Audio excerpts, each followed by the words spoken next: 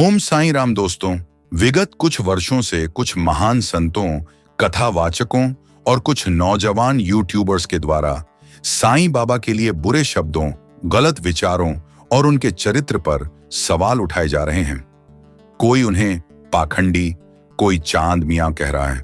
कुछ क्षेत्रों में उनकी पूजा करने पर रोक लगाई जा रही है। कुछ मंदिरों से उनकी मूर्तियां उखाड़ फेंकी जा रही हैं।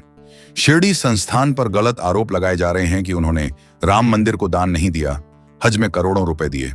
लोग ये साबित करने में लग गए हैं कि साईं बाबा भगवान नहीं हैं, उनको पूजना गलत है। मैं किसी भी संत महात्मा का नाम नहीं लूंगा, मेरी नजर में वे सभी एक धर्मगुरु हैं। पर इतनी नफरत क्यों, वो भी एक ऐसे संत के लिए जो कई वर्षों पहले शरीर त्याग चुके हैं। मेरे कुछ सवाल हैं जिनका जवाब मुझे आम जनता से चाहिए। भले ही आप साईं भक्त न हों, पर मानवता के नाते आपको इसका जवाब देना होगा।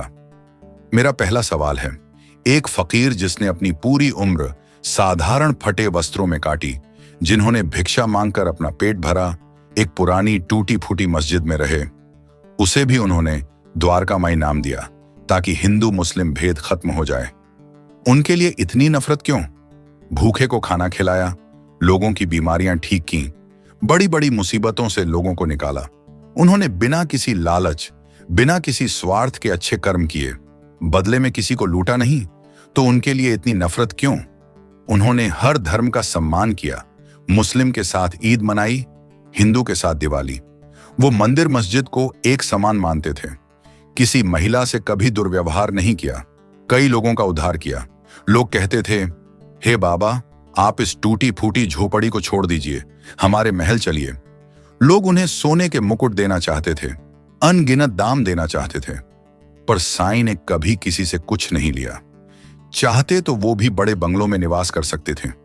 उनके कई भक्त ऐसे थे जो उन्हें हर सुविधा देना चाहते थे, पर उन्होंने भिक्षा मांगकर खाया और उन्हीं फटे पुराने वस्त्रों में जीवन बिताया।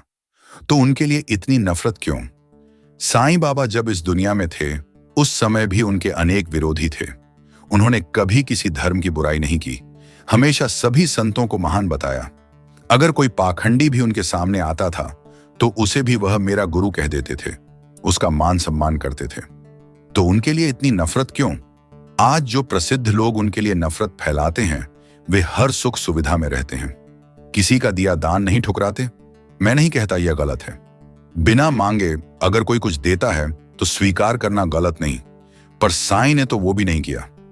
मैं नहीं कहता आप साईं बाबा को भगवान कहो, मैं नहीं कहता आप उनकी पूजा करो, उन्हें सम्मान दो, पर उनका अपमान मत करो।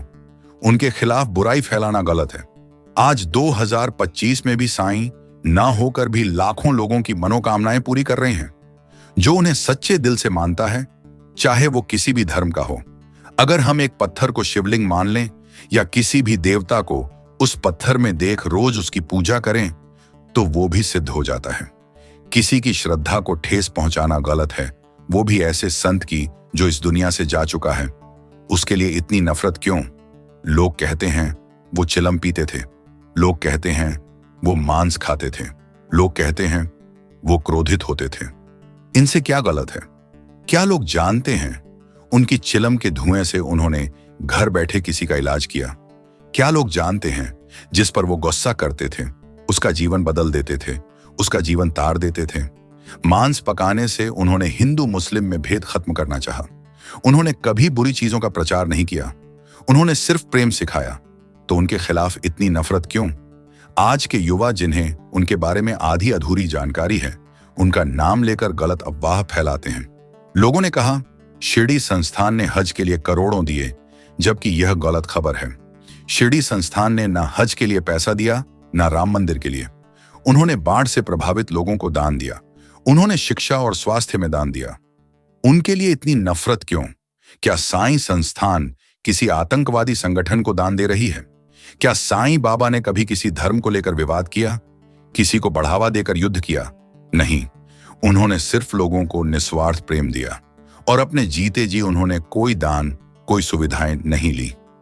क्या आप जानते हैं शिरडी में साईं बाबा की वजह से आज कितने परिवार चलते हैं? शिरडी एक छोटा गांव था, लेकिन साईं बाबा की आगे बढ़ती प्रसिद्धि ने इसे एक तीर्थ नगरी में बदल दिया।